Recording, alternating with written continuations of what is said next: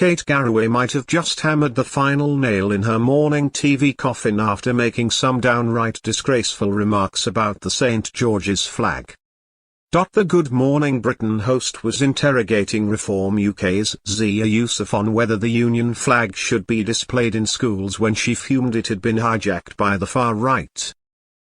On the programme, Kate said, "We know that these flags have been hijacked by the extreme right. We know that you use the Union flag quite a lot, and some people might feel concerned about some elements of your party. So why do you feel the flag is a good way to start this repatriotization?" And Youssef clapped back that the frame of her question strikes up the very heart of the problem. That this whole ITV exchange happened on St. George's Day, of all days, leaves me with a sour taste. Kate doubled down on her comments, insisting that the flag is divisive and that people do think that. Youssef responded, "The point I am making is that to the degree some people do feel that way, it is because we are not celebrating our flag. To the degree that is happening, then it is incumbent on the vast majority of British people in this country who celebrate our flag and put it in the places it belongs, like our schools." Kate's not exactly wrong. The flag is a topic of contention at the moment, after it was associated with a spate of anti-immigration protests up and down the country last year. But to slam the symbol of our country on a day that is intended to celebrate it is one of the riskiest moves I've ever seen Kate make live on air, and she's left fans fuming. One viewer tweeted in anger, "Why is it always the England flag they go after?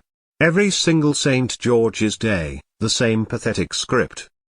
They never scream far right when Paddy's Day hits and Irish flags are flying everywhere across the UK and Ireland, parades, shamrocks, the full works, zero accusations of extremism. Same with the Welsh dragon or Scottish saltire. Only England gets this relentless smear." Users fumed that Kate herself is stoking division by encouraging open borders, and said you're not defending Britain, you're erasing it.